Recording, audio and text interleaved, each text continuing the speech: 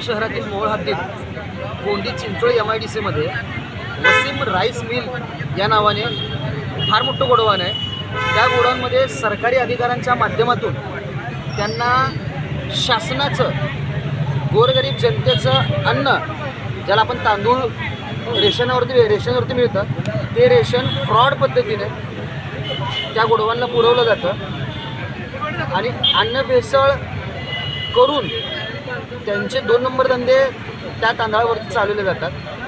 त्याबद्दल वीरभद्र महिला मंडळाचे संस्थापिका आदरणीय संगीताताई बिराजदार यांनी त्या गोष्टीचा पाठपुरावा करून संबंधित गोडवांचे आणि तेथील व्यक्ती आणि त्यांच्या मागे असणाऱ्या शक्तीची कागदपत्र निहाय त्यांनी पाठपुरावा केलेला असून त्यांच्या त्या मागणीला येथील अधिकारी किंवा त्यांच्या मागे कोणाचा हात असेल ते लोक त्यांच्यावर कारवाई न करता त्यांना पाठीशी घालण्याचा प्रयत्न करत आहेत। तरी या सरकारच्या काळात अशा हजारो फ्रॉड होत असून जे कागदोपत्री सापडले त्यांच्यावर तरी कमीत कमी लाजून तरी कारवाई करावी आणि त्या भडव्यांना गोरगरिबाच्या तोंडातलं अन्न काढून घेऊन विकून खाणाऱ्या नालायक लोकांना कारवाई करून आत घालून त्यांना आयुष्यभर सडवावं ही माझी विनंती आहे।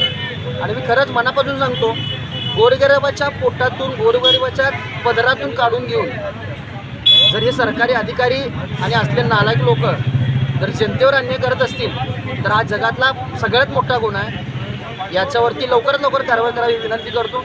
हे माझे 2 शब्द संपवतो। जय भीम, जय भारत।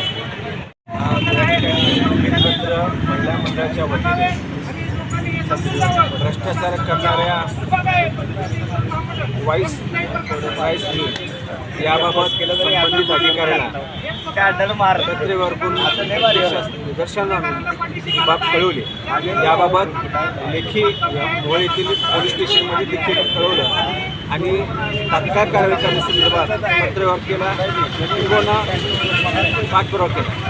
याबाबत त्यांच्यानंतर वरिष्ठांना देखील पत्रव्यवहार करून पाठपुरावा करून कारवाई व्हावी या संबंधित महिला कार्यकर्ता धडपडत असताना प्रशासनाने जाणूनबुजून दुर्लक्ष करून संबंधित जे भ्रष्टाचारी आहेत त्यांना पाठीशी घालण्याचं काम केलेलं आहे।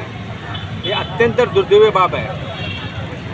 आजच्या या उपोषणाच्या माध्यमातून शासनाने त्वरित उपोषण घेत आहेत याची दखल शासनाने घेतली पाहिजे आणि त्वरित संबंधितांवर कारवाई केली पाहिजे। अन्यथा मोठ्या प्रमाणात सोलापूर शहर जिल्ह्याच्या वतीने आंदोलन करण्यात येईल आणि यांच्यासोबत मी Balasaheb Gaikwad, Republican Party of India TM Kamble गट, माजी आमदार लातूर या गटाने देखील आज या ठिकाणी येऊन पाठिंबा दिलेला आहे। भविष्यात तीव्र स्वरूपात आम्ही आंदोलन करू आणि त्याच्या पाठीशी आम्ही खंबीरपणे उभा राहू असं मी या ठिकाणी नमूद करतोय आणि प्रशासनाला पुन्हा एकदा आवाहन करतोय की त्यांनी त्वरित संबंधितांवर कारवाई करावी।